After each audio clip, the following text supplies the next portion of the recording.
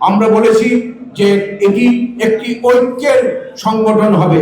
এই সংগঠন ভোটের সময় শুধুমাত্র সক্রিয় হবে অথবা বছর শেষে একটি পিকনিক, বনভোজন বা ঈদ পুনর্মিলনের জন্য একত্রিত হয়ে কাজ করবে, এমন সংগঠন আমরা ডিরেক্টরস গিল্ডকে আর হতে দেব না। ডিরেক্টরস গিল্ড সারা বছর ব্যাপী কাজ করবে, নির্মাতাদের জন্য কাজ করবে, নির্মাতাদের স্বার্থ সংরক্ষণের জন্য কাজ করবে, নির্মাতাদের প্রশিক্ষণের জন্য কাজ করবে, নির্মাতাদের গুণগত মান বৃদ্ধির জন্য কাজ করে যাবে। সেই জায়গা থেকে আজকে এখানে যারা উপস্থিত আছেন তাদের প্রত্যেকের সহযোগিতা আমাদের দরকার হবে এই 2 বছর ব্যাপী। আগামী যে বছরগুলো আছে সেখানে আমরা কয়েকটা সেগমেন্টে আমরা বছরটাকে ভাগ করেছি। 3 মাস, 6 মাস এবং 1 বছর। 3 মাসের মধ্যে আমাদের কিছু পরিকল্পনা আছে, 6 মাসের মধ্যে কিছু পরিকল্পনা আছে, 1 বছরের মধ্যে কিছু পরিকল্পনা আছে। প্রথম যে 3 মাসের পরিকল্পনা, তার মধ্যে আমাদের যে অতি দ্রুততার সাথে আমাদের যে রেজিস্ট্রেশন সেটা আমরা সমাধান করব। আমাদের যে আইডি কার্ড সংগঠনের সেটা আমরা আগামী 15ই এপ্রিলের মধ্যে দেওয়ার একটা চিন্তা ভাবনা করছি, যদিও মাঝখানে 9 দিনের ছুটি পড়ে গেছে, তারপরে আমরা আপ্রাণ চেষ্টা করব আমাদের কথাটা রাখতে।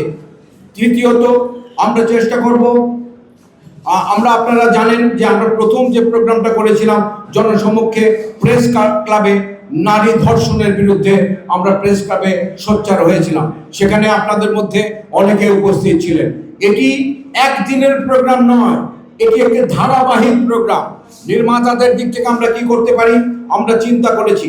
আমরা এখানে ওটিটি প্ল্যাটফর্মের চরকির রেদওয়ান রনিকে দেখতে পাচ্ছি, আমরা বিঞ্জেকে দাওয়াত করেছিলাম, আমরা হইচই বাংলাদেশকে দাওয়াত করেছিলাম।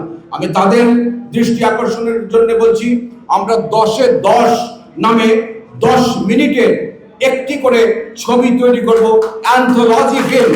যে ছবিটার বিষয়বস্তু থাকবে ভায়োলেন্স এগেইনস্ট ওমেন। এই বিষয়টি আমরা ওটিটি প্ল্যাটফর্মের সাথে সংযুক্ত করে তাদের সাহায্য নিয়ে এটি বাংলাদেশে প্রচার করতে চাই এবং 10টি ইন্ডিভিজুয়াল ফিল্ম আমরা 10 জন শ্রেষ্ঠ নির্মাতা, আমাদের দেশের যে বরেণ্য নির্মাতা, তাদেরকে দিয়ে কাজ করাতে চাই এবং একটি আন্তর্জাতিক যে চলচ্চিত্র উৎসবগুলো হয় সেই উৎসবে যাতে ডিরেক্টরস গিল্ডের ব্যানারে এই ছবিগুলো অংশগ্রহণ করতে পারে সেই ব্যবস্থা সুনিশ্চিত করতে চাই। এক্ষেত্রে আমাদের পিচের দরকার হবে। আমরা প্রফেশনাল যে হাউস আছে যারা এই পিচগুলো করে, তার সাথে আমাদের যে নির্মাতারা আছে যাদেরকে আমরা প্রাথমিকভাবে সিলেক্ট করব, তাদের থেকে কয়েকজনকে নিয়ে আমরা এই বড় কোম্পানিগুলো ওটিটি প্ল্যাটফর্মগুলোর সাথে আমরা পিচ করব।